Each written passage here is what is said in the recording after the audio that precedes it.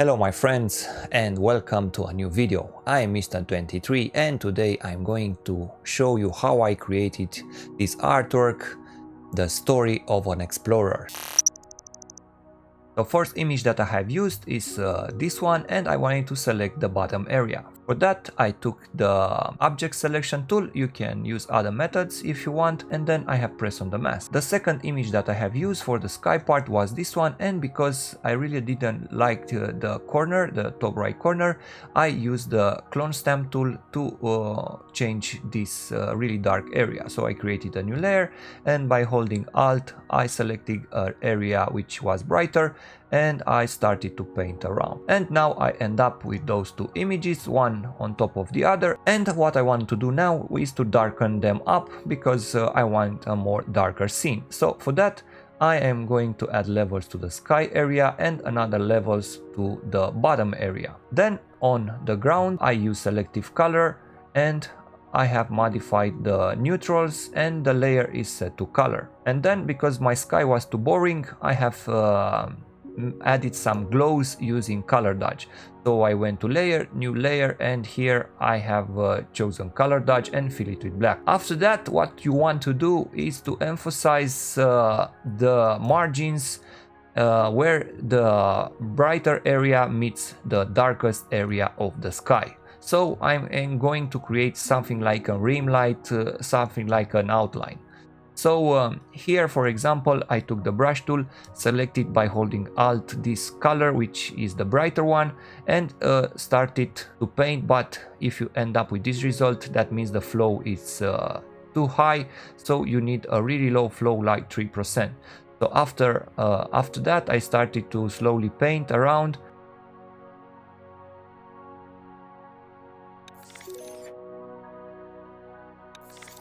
And at the end I have end up with this result, and now before and after, you see my sky looks more dramatic now because I have used this color dodge. And then on top of it I have used the color dodge again, but this time I have drawn with more powerful and intense colors, red and blue. The next thing that I wanted to do was to add some forest here in this area, but because I couldn't really find a good stock image, I decided to draw myself those trees by using a brush. So I have created a new layer and took one of the tree brushes, set the flow again to 100%, and I used a really dark color, and I have started to paint some trees on those areas. So because the trees were too sharp, I have added a filter, then a blur and Gaussian blur 2%, and hit OK. And on top of everything I have added some mist. Then I have used this picture from Unsplash, and I have selected this guard tower, this watchtower.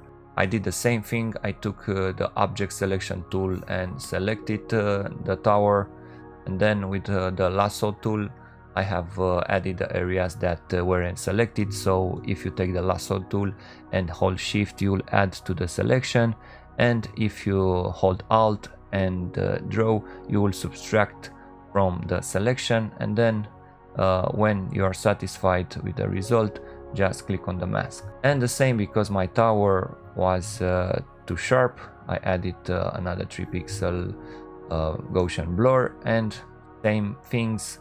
First I added a levels adjustment layer, and then another one because this is more in the dark and should be darker, and with the same selective color I have modified the neutrals and the layer is set to color. So if you follow my other videos, you know that for highlights, rim lights, I use a layer set to linear dodge. I create a new layer, I fill it with black, and then I set the blending mode to linear dodge, and take the brush tool, make the brush really low, zoom in, take a color that you want to have the rim lights. So in my case I will select this color from the sky and slowly paint on the sides with that color, and I will create the rim lights on the areas that the lights will touch my object. In this case it's watchtower, so just take your time and slowly paint the areas using this method with linear dodge.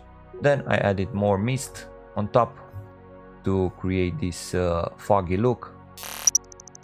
For the car I have used this picture. I have selected the car, and here in the front I wanted to have my Mr23, so I covered that area. So I have placed the car here. First thing, levels, and then the next one is curves, where I have modified all the colors, and then I have darkened up the left side using levels, and with the layer set to soft light I have painted with a really dark color to add more shadows. For that, go to layer, new layer, and here mode should be soft light and fill it with 50% gray.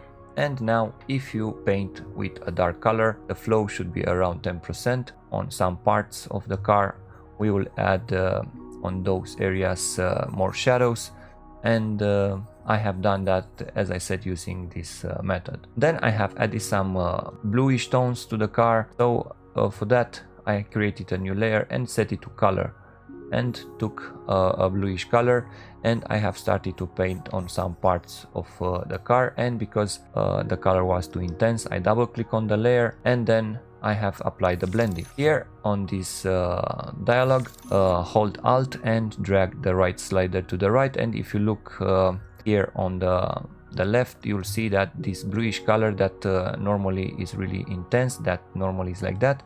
If you hold Alt and drag the slider to the right, you'll see that the color will be dispersed, and we want that. Then with the same linear dodge method I have added some highlights on the car. I have painted with a orangey color, and the same thing, another layer on the sides, I have added more highlights. With a dusty brush I added some dust, some grunge on the car to look more dirty, and then I have repeated the process by painting more areas with a dark color to make the car look like it's very old and used. And at the end, on top of everything, I have painted more highlights using my method of linear dodge, and the same, I repeated the process, but this time instead of linear dodge I have set the blending mode to color dodge. And then in front of the car I have added more mist, and this time I have set the blending mode to screen instead of normal.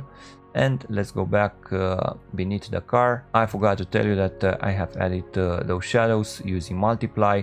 So to add this type of shadows, add a new layer, and here set it to multiply, and take the brush tool, and I use this soft round brush, and here on this dialog I hold this top point and I make the brush oval. I drag it down, and sorry, it was set to blue. We don't need blue, and also we don't need black, so we need to select this color, something which is really dark but not black. Also it works something really similar to the tires, and we should paint underneath the car something like a very loose shadow. On top we need to fix the windshields, the windows of the car, and the first thing that I did was to select those areas. So I created a new solid color adjustment layer, and then I have inverted the mask by pressing Ctrl and I, and took the pen tool and started to select the areas that I wanted to hide.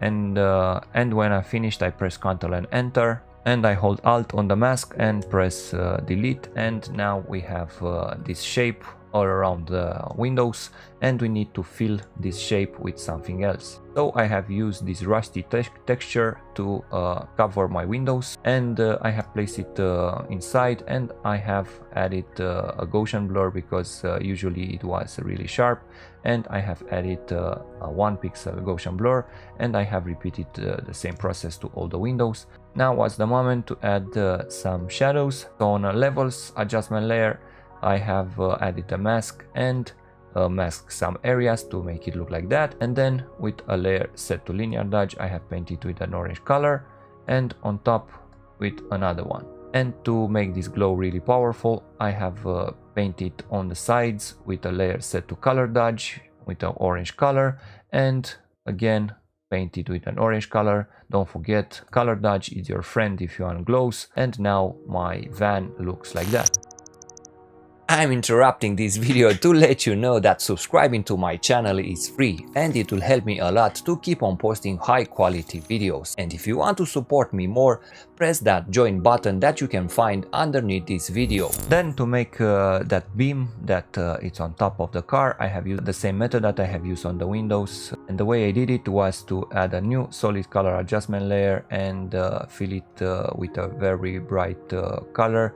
Something like that, and I set the blending mode to color dodge and inverted the mask. I have selected an area and hold alt and press delete, and then with the brush tool, the soft round brush, I switch it to black, and I have started to modify this beam. So that's the shape. So initially it was like that, it was too powerful, so I have set the opacity to 40%, and then I made another adjustment layer, a solid color adjustment layer with this gray color, and the same, and again repeated the process with this red color, and on top repeated the process with this orange color, and then I have painted on the top with the same color dodge. As I said, I use color dodge a lot when I have to make glows, and then here behind the car I have created this glow again with this color dodge.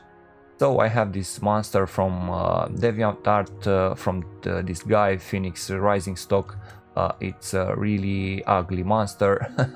So first thing, I added a color overlay. So double click on the layer if you want to add this color overlay, and here on the color overlay tab, send the blending mode to normal and use any color that you want. And then I have added motion blur, a 90% angle and 22 distance pixels. Then I have added some dust, and I have painted some highlights, more whites on the front, here on the beam, and here less white.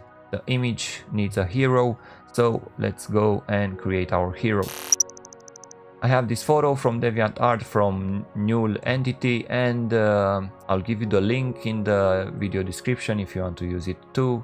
And I have added a mask, and actually I try to use it, I try to use him like that into my design, but when I place him, no matter what I did, this head position didn't really inspire me because he was looking away.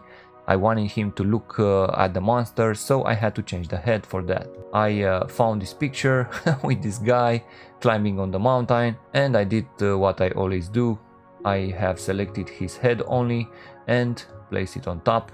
And now my guy looks like that. Now makes more sense because he is looking at the monster. So first thing that I always do is to darken up everything. So I darken up using levels, and then just more shadows using the layer set to soft light. And I started to create my highlights using the linear dodge method, and of course on top more highlights, and with color dodge more highlights. And on the hair, because he had some lights coming from the right side, I have manually drew some hair parts. So for the beam, I have used a layer set to screen, and I have painted this type of beam. I have manually painted and set the layer to screen, and then another one set to screen to this area. And now for the camera raw filter, as you know, Ctrl Shift and I, then right click, convert it to a smart object, and go to filter and choose camera raw filter. Those are the settings that I have used on the basic. Here on the detail, and let's add a bit of grain at the end to unify everything much better, and then hit OK. Last month I created a Photoshop challenge, and I had more than 100 people that joined this contest, and because of that, choosing a top 10 was really hard. All the entries were amazing, people outrun themselves, and they created amazing designs. So because there were so many entries, I'm going to show you a part of them, and then we are going to the top 10.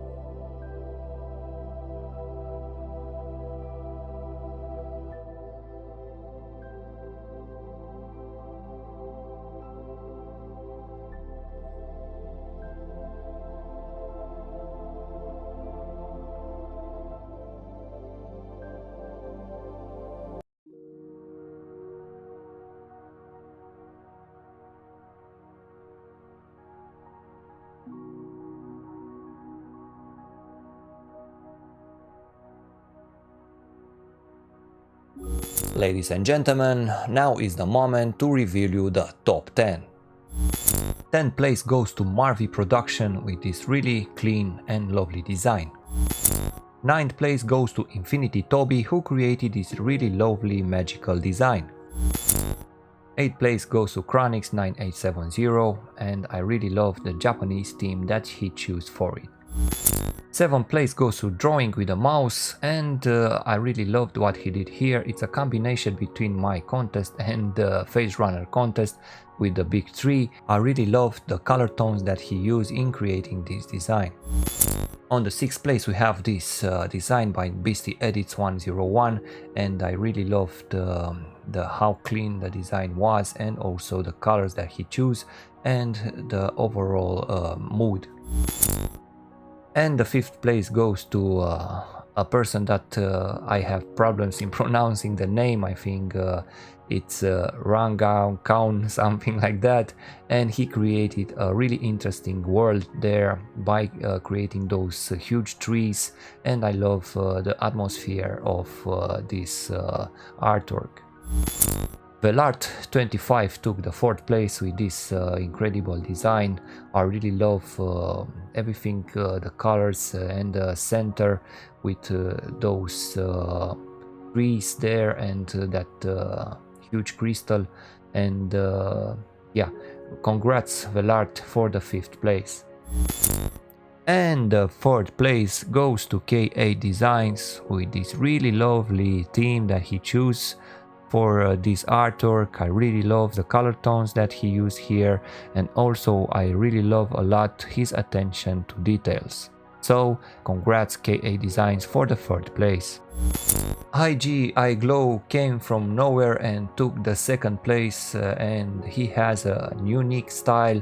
I looked at other designs that he created, and he has a personal touch on all his designs, and I was really happy to see this amazing result in my contest. So congrats iGlow. I'm sure that I will see more amazing entries from you in the future.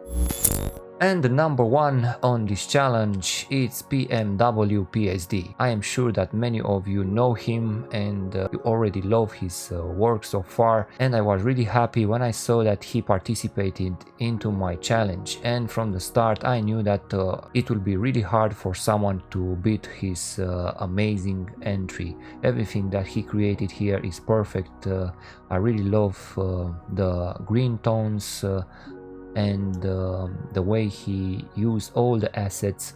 Amazing, well-deserved number 1 into this contest.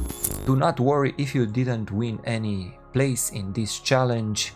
The way I see the challenges, the Photoshop contest, the graphic design contest, I am making them so you can upgrade your level, so you can compare yourself with you, the person that you were like a few months ago, the level that you had a few months ago and the level that you have now.